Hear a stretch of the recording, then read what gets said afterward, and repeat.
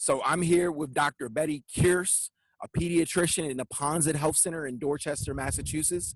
She is also a direct descendant of former President James Madison, the author of the book, The Other Madisons, The Lost History of a President's Black Family. How are you doing today, Dr. Kearse? Kearse. I'm doing fine. Thank you, Dr. Kearse. So much for joining me. James Madison, as everybody knows, was the fourth president of the United States. In addition, he was a slave owner. And what happened, according to oral tradition, your first relative in America was had a relationship with President Madison's father, and that produced your relative, Corrine, who would have been James Madison's half-sister, that he had a relationship with, produced a son named Jim, who was sold and sent away when he was a teenager. Is that correct? Yes. Perfect summary. So, growing up with this knowledge, how did that affect you? Well, I can't say that being a descendant of a president made a big difference in my life as an African American. What did make a big difference, of course, was being a descendant of the Black woman with whom he had the relationship. But so it was kind of, it was a bit of a mixed bag, because on the one hand, my mother taught me to be proud that we descend from a president. But on the other hand, I had to question how that came about. And quite frankly, it came about through rape. Right. Now, whether or not it was, there was any kind of assault involved does not really matter, because of the imbalance of power between this powerful white man and this extremely vulnerable Black woman. So I really wasn't too sure how I felt. My mother had a great deal of pride in descending from a president, but my pride in our history really comes from descending from the African slaves who just had so much strength and a sense of their own humanity that they were able to endure enslavement. Yeah, that's a great take, because I feel like a lot of historians try to downplay the relationship between slaves and slave owners when they engaged in sexual relationships. For instance, with Sally Hemings and Thomas Jefferson, you have a number of historians who depict it as a loving relationship. But how can it be a relationship when the person is considered property? They really don't have a choice either way. One of the things and stuff and everything I really find interesting is that this story isn't really well known among people who are historians. I feel and stuff and everything, the Jefferson and Sally Hemings story is much widely more known. You don't really know that James Madison had African descendants. Why is that? Why don't we know? I think there's a number of reasons. For one, the Hemings and Jefferson relationship was known throughout history. It was known, or at least suspected, at the time when it was happening. And in my case, it was not. It was not known. So the Jefferson Hemings story is part of American history, though it's only recently been accepted as such.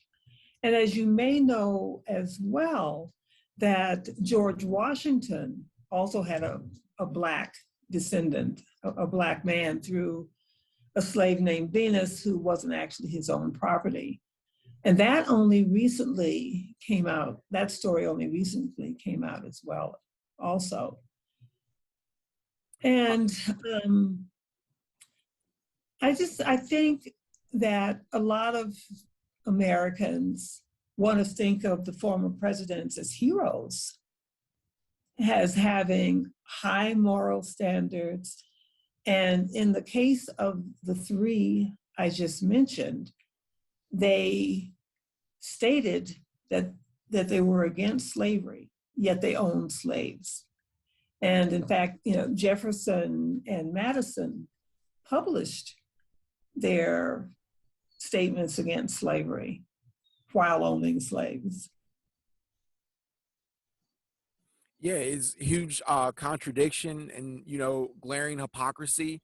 Especially like when you look at the Constitution, which is about equality, but it doesn't include people that would be considered their family members, such as Kareem and his son Jim. Um, so in 1809, Madison becomes president.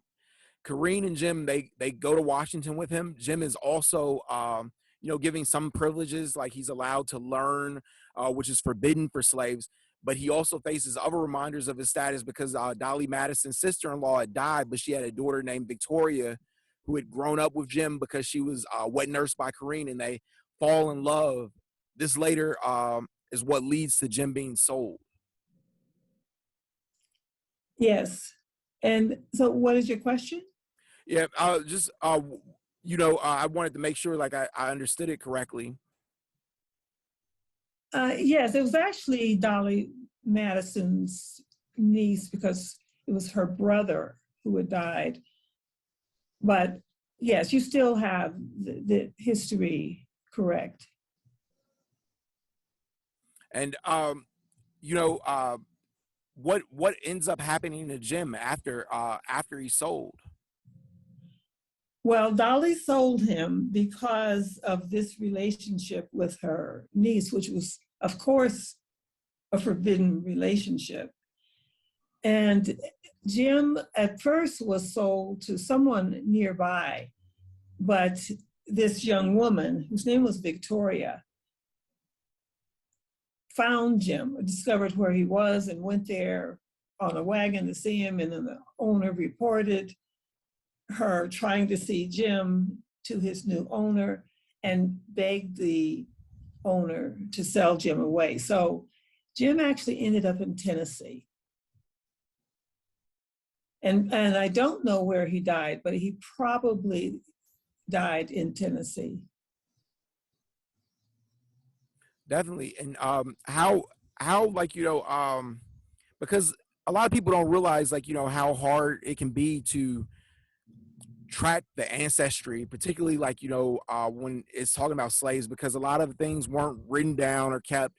Some of that stuff was stored in Bibles, but like the records aren't always like necessarily complete. So like as your work as a historian, how were you able to piece all of this together? Well, I was very blessed to have received a lot of the history by oral history through my family. So for 8 generations, we have passed down this story, starting with Mandy, who was Kareem's mother. And so we have 8 generations. And in my family, we've been very careful to maintain the West African tradition, griot and griot tradition of oral history, by assigning in each generation one person to be responsible for that story. And so I started off in a pretty good position with having learned these stories throughout my life and having received a box of memorabilia that contained some items of more recent ancestors, not going back to Mandy and Kareem. We have nothing in the box that represents them, but we have things in this box that represent my great-great-grandparents and on down. So Madison and Kareem were my great-great-great-great-grandparents. But we have in this box, we have a lot of evidence of my great grandparents and on down. And so I went to Montpelier, James Madison's former plantation in Virginia, several times. And the staff there has always been very helpful because they're eager to learn the whole story too. And I wasn't able to find evidence of Jim. You know, from oral history, I knew that Corinne was a cook.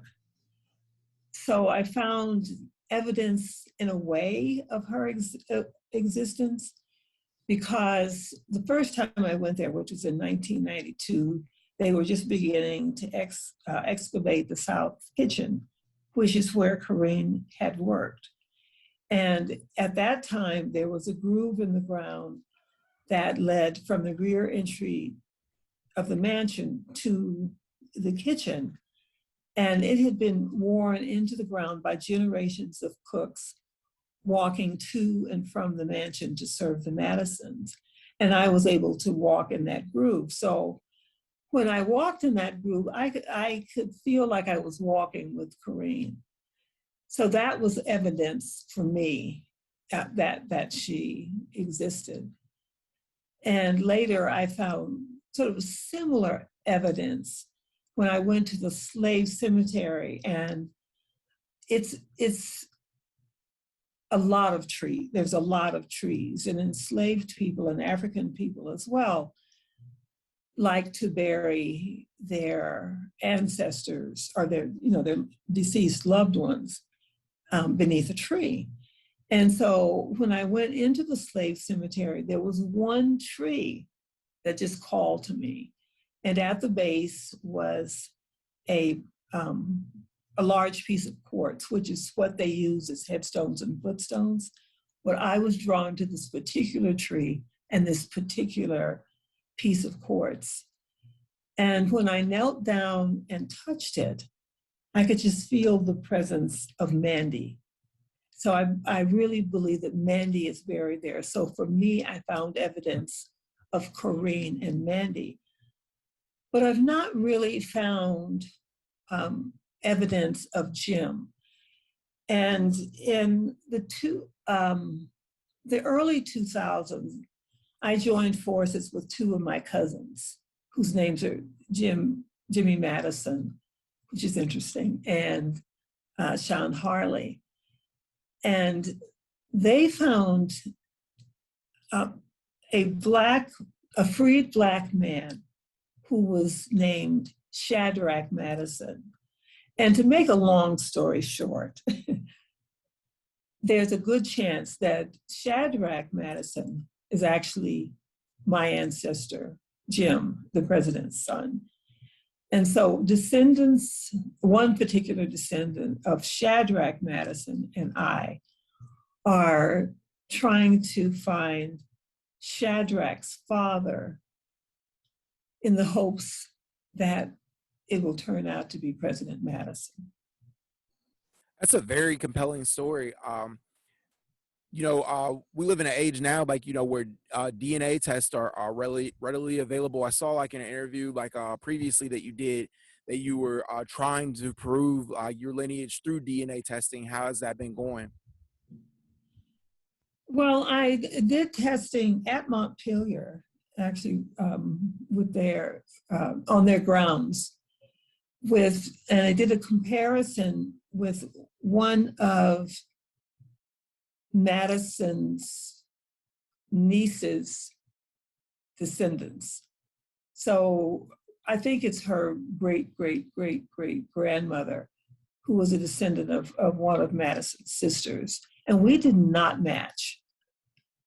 So that was really discouraging, but we were using autosomal DNA, which I was told pretty unlikely, with only like a 16-17% chance that we would match because we're such distant cousins.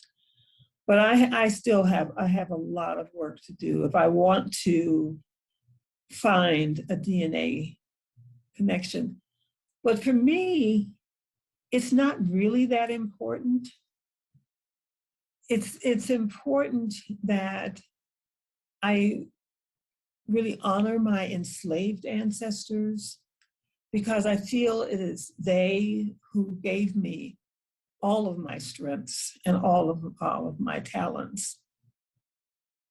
So I mean, I think it would sort of fill in some of the gaps if I was able to prove through DNA that I am a descendant, but it doesn't really matter. And the other reason I haven't pursued it maybe as rigorously as I should have is that I would never be able to prove that I'm a descendant of Madison himself, because he didn't have any direct descendants. So it would be similar in many ways to the Jefferson Hemings story, because Jefferson had descendants, but they were all girls. He did not have any sons.